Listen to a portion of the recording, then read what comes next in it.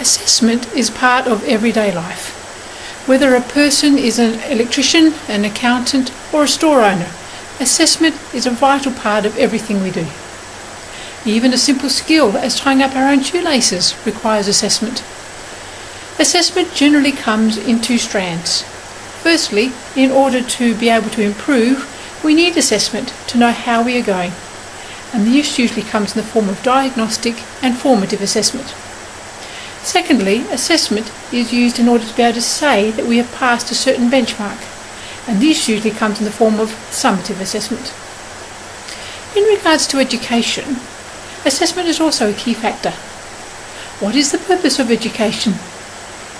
As much as we would like to think the main purpose of education is to prepare students for life, or to help students to be able to think for themselves, in the current situation, the main purpose of education seems to be to prepare students for university and to rank them so they can be sorted into what course they can take.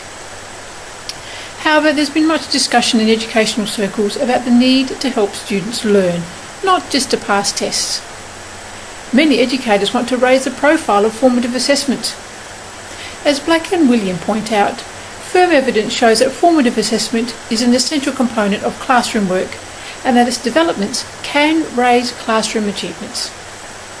Furthermore, Black and William point out that the negatives of using summative assessments are that the tests used by teachers encourage rote and superficial learning, and that pupils look for ways to obtain the best marks rather than to improve their learning.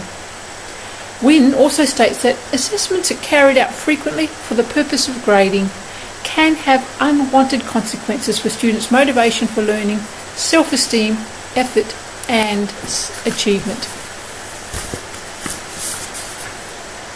My beliefs about assessment is that as much as they are useful in education, a school can be so focused on having an assessment culture that they miss the real purpose of schooling, which is for students to learn. As Elmore said, I would argue that this assessment culture is the single biggest challenge facing professional development and school improvement. If you visit most American schools today, you'll observe instructional practices that are not designed to develop students' competencies and engagement in learning, but to teach simple recall tasks that can be transferred to test scores. My belief is that in order for students to learn, a big component of that is for schools to have an excellent school culture.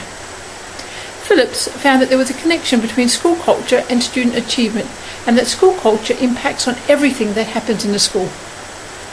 My belief is that by establishing a school culture over and above an assessment culture will enable many of the 8 school standards such as numbers 1, 3 and 4 to be achieved.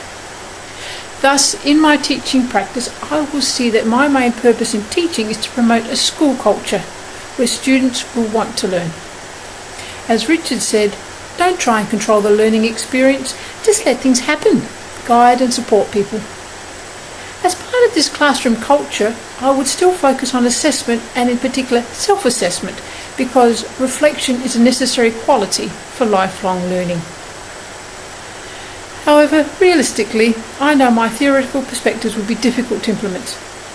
In the real world, teachers have to live with the external constraints imposed by the education systems while pursuing their own personal views and practices. The resulting tension can be stressful for teachers and students alike. I saw this in my professional learning, where it may be fine to have lofty views of teaching and learning, but when assessments is such a highly charged, emotive area, and there are many stakeholders involved, it may be quite a difficult thing to put my beliefs about good learning into practice. Thank you.